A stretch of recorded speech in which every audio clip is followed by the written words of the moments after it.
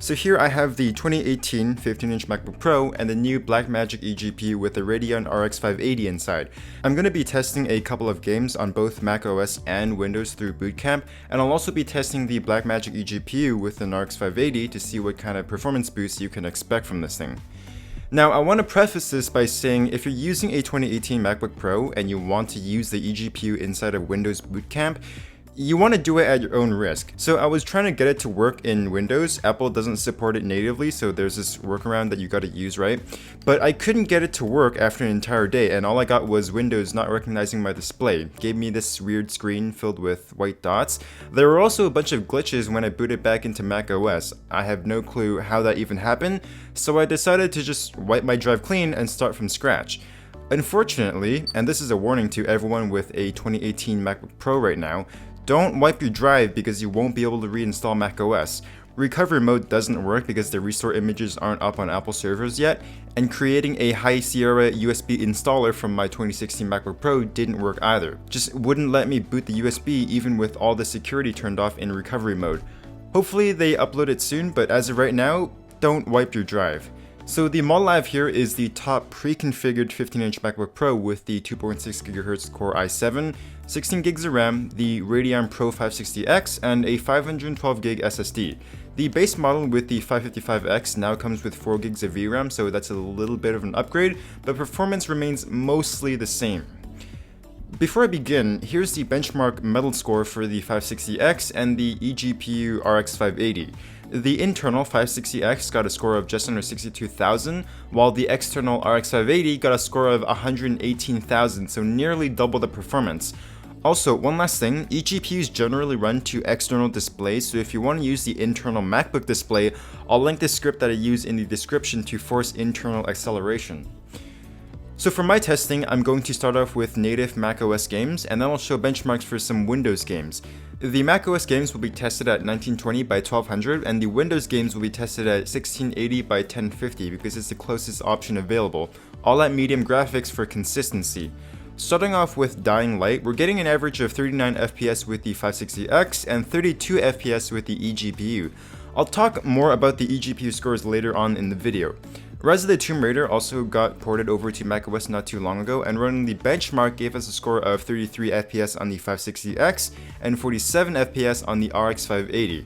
BioShock Remastered is another pretty popular game, averaging 79 FPS on the 560X and 33 on the RX 580. There were a lot of moments where the game just froze for an entire second at a time with the 560X, so high frame rates, but not the smoothest experience. Lastly, Firewatch gave us a score of 32 FPS on the 560X and 28 FPS with the RX 580.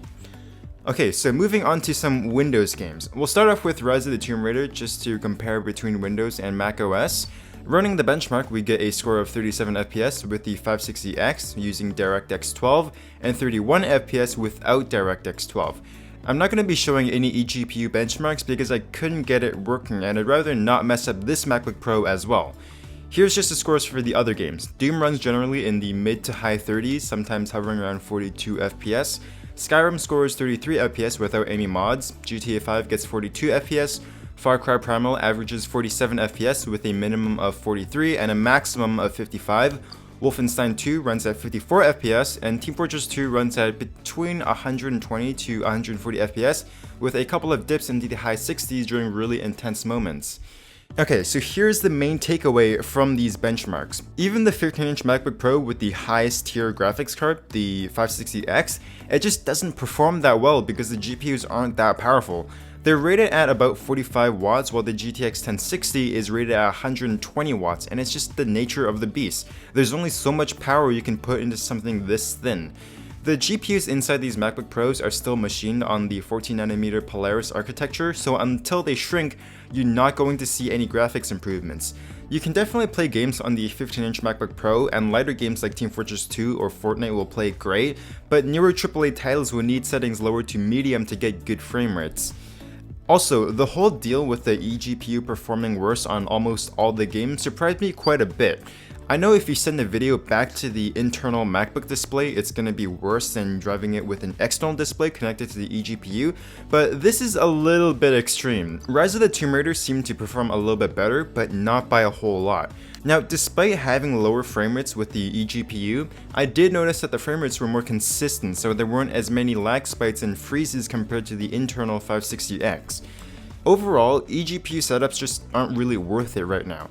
The cost of the entire setup, if you get something better like the Razer Core X and pair with a Vega card, plus a monitor so you don't lose a bunch of performance going back into the MacBook display, can easily cost you over $1,000, and that's a lot of money. If you absolutely need one and you got the cash to spend, they're nice and they do give you a performance improvement, but don't get the Blackmagic one because you're gonna be stuck with an RX 580. There's no way to upgrade this mid-range GPU. So that's the end of this video. I hope you guys enjoyed it. If you did, please leave a like and I will catch you guys later.